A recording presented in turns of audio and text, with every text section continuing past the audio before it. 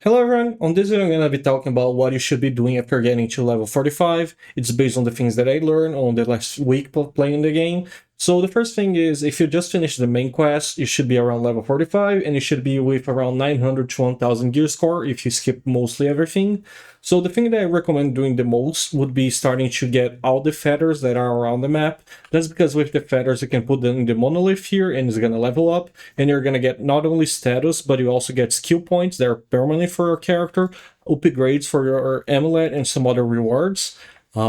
If you're trying to find the feathers and you want to do that in a quick / meta way, there's a link in the comment section that I'm going to be leaving pinned, which shows an interactive map with all the feathers and all the hidden cubes as well, if you want to do that for also some extra progression. The other thing I recommend doing is, after you finish the feathers, to do all the camps and all the question marks that you have in your map, because every single one of them is going to give you Diavanium crystals, which means it's just straight up status points that you can use to improve your character. Alright, after you have done all of that, you basically finish like the early game of the preparation phase. And if you get all the gear that you got from your side quests and from your main quest, and you start upgrading it, you should be able to get everything at least to +4 to +5. And that should net you around 1.3 to 1.4 thousand gear score. And after that, you can start doing the normal content of the game, which is basically the dailies, the weeklies, and the dungeons. So to start, let's talk about your dailies. What do you have to do daily on the game right now? The things that you should be doing daily in the game right now is, when you press J, you're gonna have this duty quest here. If you already finished everything, you don't have to worry too much. You just go on this duty thing here, and you can see you can get 5 quests daily here, and you can reset to check different quests. One thing that I found important here is that even though the quests and the rarity are different, the rewards change from like on the same tier. So you can see this one has like energy for chests, has enhancement stones, and some have tickets for content that you might want to do. So for example, this quest here that I got has a ticket for one of the content that you can do weekly. I suggest checking every single one of them. There's sometimes even like yellow gear that pops there, and you can click on the percentages here and you can see like, oh, this one I picked because there's 100% chance that I get this extra ticket. So for me, it's mega worth it. So just check your quests, see if there's anything that interested you, and you can just refresh a few times. Be aware that the gold per refresh does increase, so you don't want to spend that too much. But yeah, look for things, preferably in my opinion, that have either tickets or energy. I'd say energy like this. Those would be my favorite picks, but mostly the ticket ones. All right. The other thing that you can do and you should do daily is your supply requests. You're going to come here, and what this is basically, it's going to ask for a few different items, and if you deliver, you'll get back the abyssal coins here. So for example, this one requests 3 diamonds. I don't have it. I don't have 2, so I cannot finish this task, but it's something that you can check on your inventory and see if it's worth for you. For example, I have 84 here. I don't use this too often, so I'm just gonna drop it here, and in exchange I'm gonna get some extra coins. You can do this also for the weekly, the seasonal, and the other things. Be aware, because this is something that a lot of people didn't know, so you can actually give up your items for coins. All right, so that's mostly for the really daily things. Everything else I consider weekly, because you can do it at any point, because it's basically for the entire week until the reset. So let's start talking a little bit about that. So the thing that you want to be looking for the most, in my opinion, is don't skip these daily dungeons. You're going to be getting around 2 per day, which stacks up to 7, and you can increase with tickets. This daily dungeon is basically a very simple, straightforward dungeon with 3 waves, and the most mobs that you kill, the most points that you made, and the most enhancement stones that you get to upgrade your gear. When we're talking about also upgrading your gear, keep in mind that you probably should start focusing on your accessories first, because they give it attack and defense, then your weapons, because they give attack as well, and finally your armor, because this doesn't give attack if you're playing a DPS, right? Keep also in mind that you can upgrade without fear, because you can disassemble, you can break the gear when you get a better one, and you're gonna get all the materials back. The only thing that you gotta take care is when you reach level 10, you can see here my success chance is 65%, and if I try to increase that and I fail, I'm gonna be losing the materials here. I don't lose the item in this case, but I do lose the materials. When you're doing this with runes specifically, it breaks the item and you lose the entire rune if you fail, so it's very important here. Other two things that you gotta be aware on the enhancement part here is the orb here and this amulet for the PvP, which are both that you get. You can upgrade without fear because you're not gonna get a new one. What you're gonna be doing with those is after upgrading them, you're gonna go to substance morph, and when you get to the point that you have, for example, the belt level 10 green, you can evolve it to the blue. The blue level 10, you can upgrade to the yellow, and you get the idea. You just can always upgrade those, and the material that you need to upgrade those are from the question marks that you do on the map. So this is a thing that you gotta be aware. Since I'm already showing substance morph here, keep in mind that there's a few things that you gotta watch out. For example, this Odile energy is what you use to open chests, and you can get per character 7 of those. So it's very important to try to craft and make those every week to get like the most energy possible. Be aware there's other things that I'm going to be showing. For example, these are literally more Diavonic crystals that you can get from dungeons, and do you want to also watch out for this artwork and things like that, because those things will increase also your power. So there's a lot of many small microsystems, and I can talk a little bit more in depth about them, but the thing that you gotta know is basically you want to do all the content that you see here in your menu basically. So the expedition here, you're gonna probably have done like the Draupnir. It's one of the last ones that you're gonna do, and you're gonna get the pity, and then you can get one piece of item.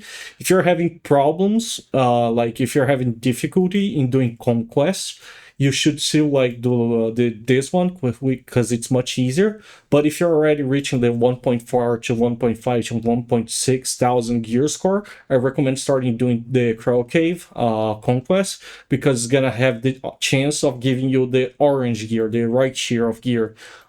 Which is obviously much better than the yellow one. Just keep in mind that most people will not accept anyone into their rooms. I highly recommend always looking for a room that has like at least a cleric, which is this symbol, and always trying to join a party that is around your level, or preferably more, so like 1.4, 1.5, 1.6. From what I have noticed, the average of the lobbies seems to be around 1.5 to above, and that is a trend that follows in basically almost all content.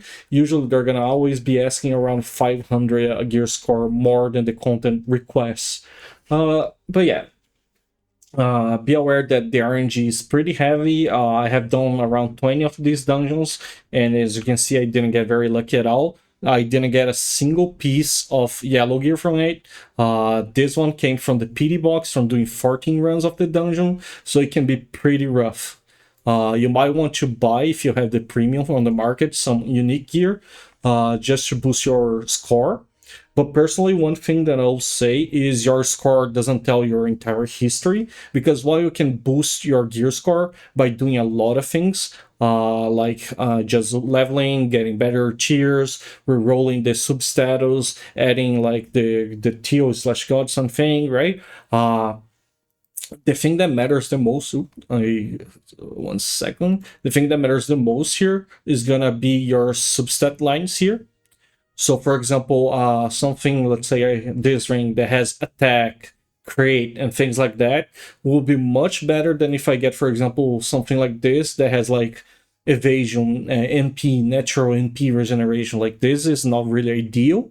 You will want instead to get something that has like attack and other status. So just having a higher tier of an item doesn't mean it's like better for you. It might boost your gear score, which will allow you to join more lobbies, but overall it doesn't mean you're progressing your character better in damage or like output of results, right? That's the best way I can put it. So keep in mind that the substats here that you get is way more important than the tier of the gear. But if you're looking, of course, for gear score, just try to get the golden, the yellow one on everything at least, and then you're gonna be set for a little bit. When it comes to other contents, like I said, the Sanctuary is the only one that I actually have no clue how it works. I didn't see any gameplay and I tried to look for it, but it's like 2.7k gear score, so that's gonna take a decent chunk, like probably a month until someone starts doing that other than the whales. The Shugo Festival is just a bunch of mini games. You should be doing them because after doing them, you're gonna get tokens, and you can use those tokens, as you can see here, to buy those growth progressions. And this is very important because this is literally just a straight up power boost on your character, straight up more skill points, more Divanium points. So you should always be looking for doing those events and don't let those keys stack and miss out on them. The Battlefield, I don't recommend. You should play it if you're bored, I guess, but you only get the victory rewards. You only get this 1000 abyss points if you win. So I would only do this if you really like PvP and you don't have anything else to do. Keep in mind that it's very important that you grind the abyssal coins even if you're not a PvP player, because you're gonna need them to buy progression as well on your character with the Stigma shards. So you need Stigma shards to upgrade your Stigma skills. So you're gonna need to grind the PvP coin even if you don't want a PvP. Be aware there are many ways of doing that, like it's already showed on the Trade Merchant Daily, so you don't have to overthink about it. The gear here is just for the people that actually want to invest into PvP, and there's the cosmetical wings. Regardless, I don't recommend doing Battlefield. Supply requests already spoke about, substance already spoke about, these ones are not content. So let's move to the seasonal content. So the seasonal content is a bunch of different like types of content, and all of those have a type of like reward slash points, which will give you like a final extra bonuses on this on the end of this season, from what I understood. So the first one is this Transcendence. You're gonna be doing this to get this Amplifying Stone, which from what I understood is to upgrade gear even further. And you're gonna be getting these Steel Stones, which is basically a skill, an extra passive skill that you can put in your weapon. You can go here on Enhance, so when you go to Teal Stone, you can see you go in your weapon, and then there's gonna be your collection of Teal Stones. You can just put on the weapon, and it's gonna like do the effect. So you can get that from there, but there you can also get your Arcana cards, which is another thing of the setup here. So you can get your Arcana cards, which are gonna give you like extra bonuses as well in status from doing the Transcendence. The Abyss is basically a PvP zone that has a lot of content. I'm going to be talking a little bit, not a lot, but I'm going to be talking a little bit about PvP specifically a bit later. The Nightmare is just basically a boss fight that you do and you get first clear rewards. And with these rewards, there's also character growth here. So you can go to growth and you can see here, you can buy more skill points, you can buy more shards. So it's another thing that you got to keep in mind that you're going to have to be doing daily to progress. The Essential Trial is a solo content thing. You're gonna be doing a basic dungeon that changes a little bit, and the fastest that you do, the more rewards you can get. You can change the difficulties here. Those will give you like shards, which you use to make the Divonium crystals to upgrade your status, right? And it's gonna give you the Soul Stones, the Mana Stones, which you use to reroll your sub status. So here on Enhance, if we go to the weapon, be aware that this is not your Soulbind. Your Soulbind is something that you get and is decided straight up when you get the gear and you Soulbind on your character. The only way to reroll this is either by using another of the same item literally and like rerolling it, or using the books here, which you get from like adventure or from doing your feathers. So they're very limited right now. I tried to find like places that you can get it, but to be honest, I didn't see much of it. So they are very hard to get from what I have seen, and you want to save them not even for your yellow gear, you want to save them for your orange gear. So this is a very limited resource. Your Mana Stones are just for the subsets row here. So let me just give you an example here. let's reroll something. So let's see. These boots here have green HP, yellow, oh no, yellows are gray crit, gray attack. So if I reroll with like one of the mana stones, it has a chance of getting lines on gray and green only. If you evolve this mana stone, there's gonna be a chance of getting blue, and if you evolve the mana stone again, there's a chance of getting yellow. And this is a very important thing. So for example, I'm gonna do this. Boom, you saw I lost the green line, it's pure RNG. And if I wanna get like better rolls on this, the only way I can do it is by using oh my god, the rollback. Is by using a higher tier of like mana stone. So it would only be able, I would only be able to do that if I use, for example, this, which is an intermediary mana stone. So let me just show you. So if I go now to the enhance mana stone, and I go to the, I think it was boots, right? Now you can see if I check the percentage, now I have a chance of getting blue lines on my gear piece. Before with the smaller, the lesser one, you couldn't get it. The way you can get better mana stones is basically by doing alchemy. So you're gonna want to go here, and you're gonna need to level a little bit of your progression, or have someone level it a little bit for you. Oh god, my game's lagging. And then you're gonna come here to the alchemy table, and you're gonna craft this spirit powder. You're gonna need to level it a little bit, right? But you craft the spirit powder here. And with the spirit powder, what you're gonna be able to do is you're gonna go here to mana stones, and you're gonna need to do either the accessory or the armor one. In this case, I'm doing the armor one, right? And you can see here the recipe is gonna be this professional ink, which you can buy on this NPC here, right? You just buy straight up there.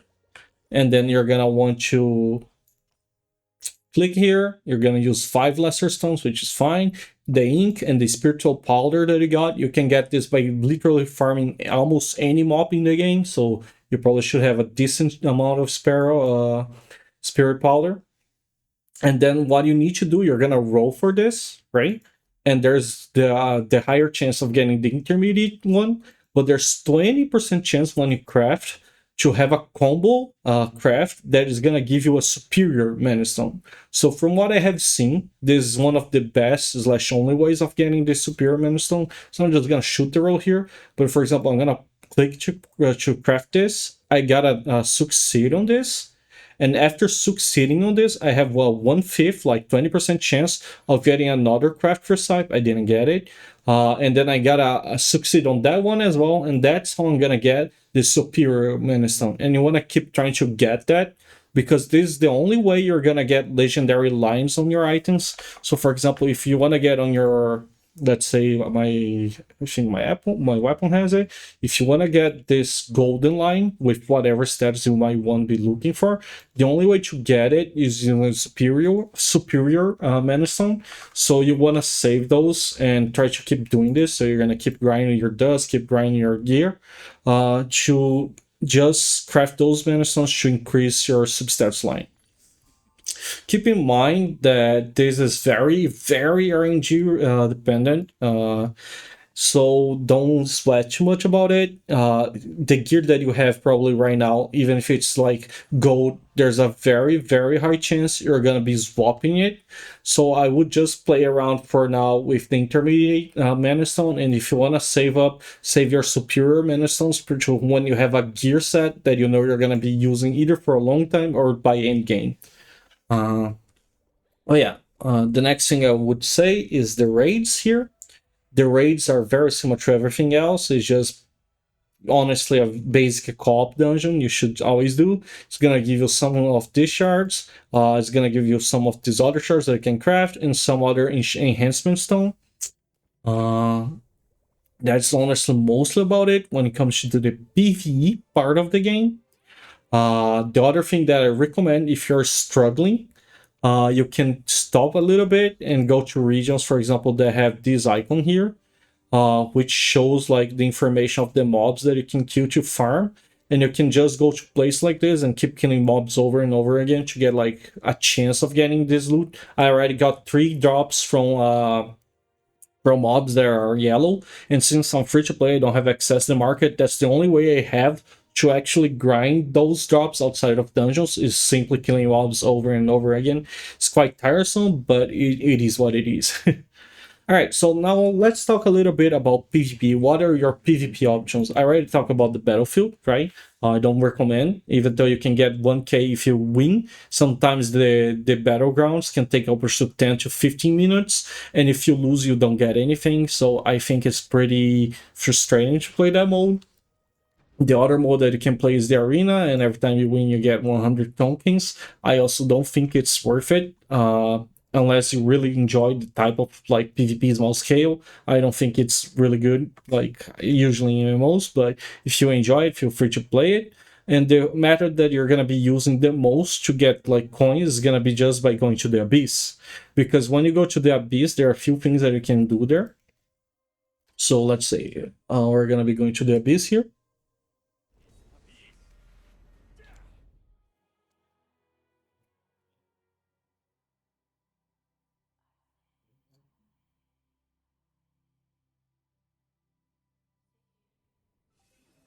Right?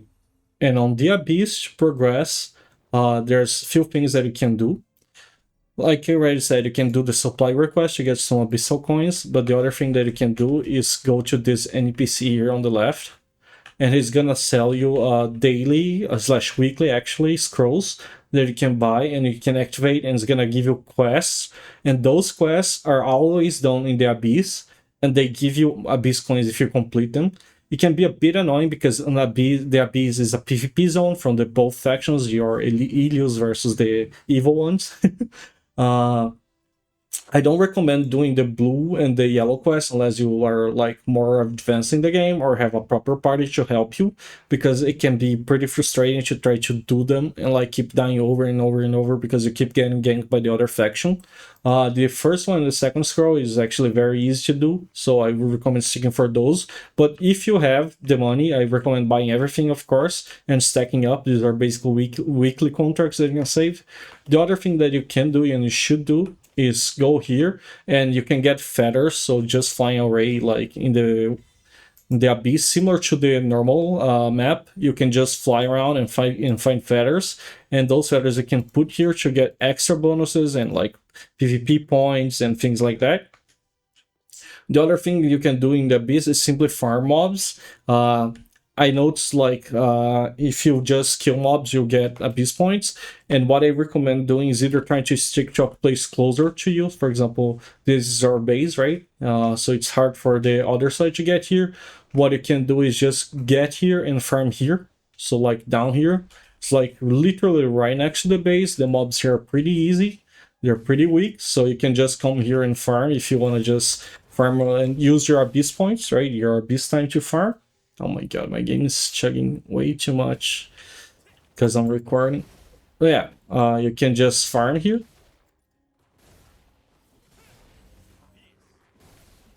Most of the people here are gonna be from your faction. The other thing that you can do and you should do, you can see here your artifact resonance, right? What this is when this clock goes down, there is a big event, kind of event that happens, a big PvP event that you gotta fight for an orb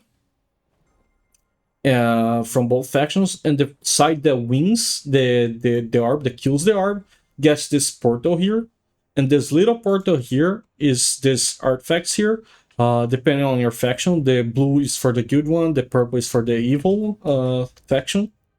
And you can just go to those portals and you're going to be able to get inside a special map that you can free farm for 5 minutes without having a chance of like getting ganked by other players in PvP. So that's another thing that I recommend, at least farming, trying to spend your farm time here doing like farming the corners of the map closer to your base, or going towards these portals here and going inside and using the time that you have per portal to farm instead of farming on the outside world, because this way you're not only going to be getting out the drops that you get in the normal world, but you also get Abyss points. You just might die here and there to someone ganking PvP you, because again, it's an open PvP place.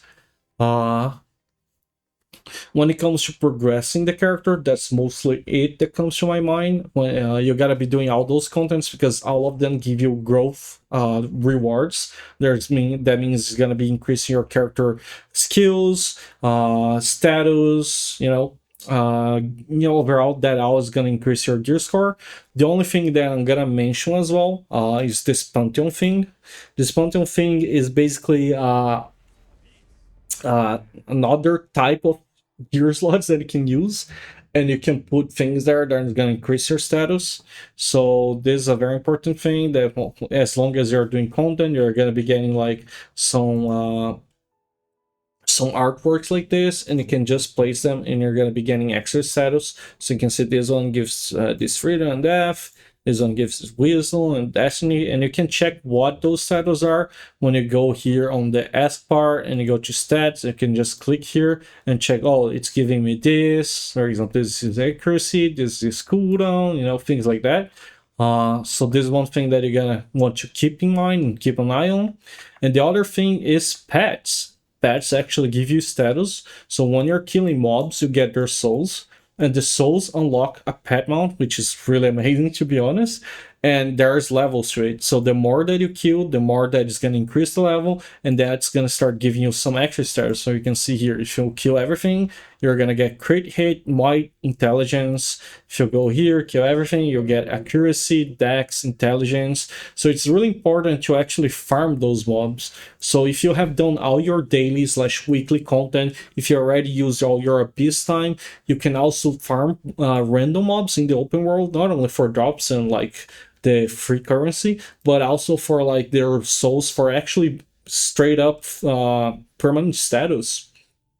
The other thing is, by doing that, you're gonna be leveling this genius here, and leveling leveling the genius will allow you to roll for better status. You can see here, like when you start getting higher levels, you're not only gonna be unlocking more slots for the status roll, but you're gonna be unlocking like more rarities. So when you roll for it, for example, on level 7, you can start getting a chance of getting a legendary roll on the status here.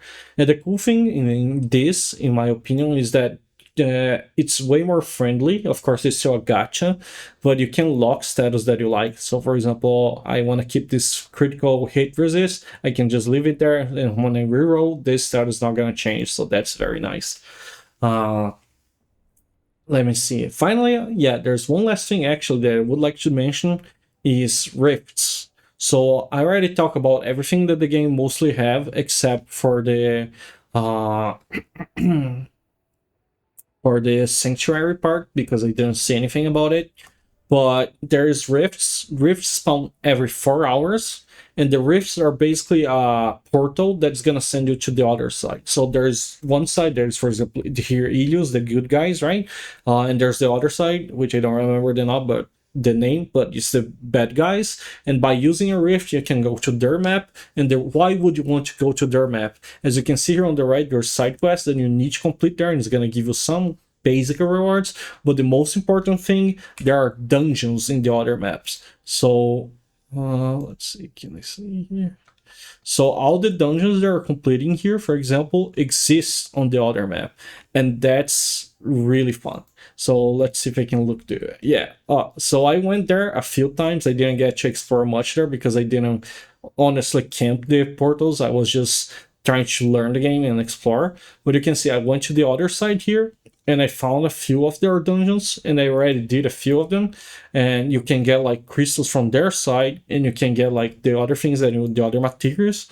So you want to be camping those rifts, not just to fight on the other faction, kill other players, and get abyssal points, but also to do the side quests, and more important than anything, to do the question marks on the other side of the map. This is gonna give you a big boost on your gear score as well, and it's definitely something that you want to watch out. Even if you don't like for the PvP, just try to get into the rift, try to run away as fast as you can and get to the question mark. I recommend taking flight potions as well, because this way you can plot in the mid of the air and keep flying to run away or whatever you need.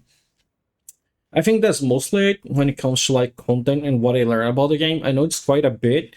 Personally, I think it's good. It's a good thing, like MMO having a lot of things, a lot of options that you have to do. If you're not racing for like PvP gear, top 1 PvE, it doesn't matter. Just means you have content that you can choose what to do and what to spend on. And that's mostly it. I hope with everything that I show, it helps you to understand a little bit better what you gotta do. Like I said, get to 45, which is gonna be the 900 1,000 gear score. Get all the side quests tackled. This is gonna, all the feathers gonna put you on around 1.4 thousand gear score if you upgrade everything to +5. You roll some basic stat lines with like the lesser mana stones. You put the teal stones on your weapon and your shield. No, it's not even shield, the guard thing. And by this, you're going to be ready to start doing the basic dungeons here. So you're going to go to an expedition here, and you're going to do crowd cave, and probably even Draupnir. And there's a chance that you're going to be getting more yellow gear, but also there's a chance that you're going to be getting the orange gear, which is going to be your end game gear for a decent chunk of time, I imagine. So this is what you want to be spamming mostly for your time. Don't forget that when you're doing those dungeons, you want to do all 3 bosses, because every boss that you kill is gonna add a chance on the loot on the end of the reward to roll the items. So for example, if you only get in and go straight up to the final boss, you're gonna have 0.5% chance, but if you kill the other 2 bosses, you're gonna be doubling your chance to 1%, which doesn't sound like a lot, but it's literally half of the dungeons that you would need to do instead of just rushing. But yeah, that's about it. I just wanted to make a little video updating about everything that I learned. I know it's a lot of info, but I hope this helps you somehow. Thank you for watching. See you.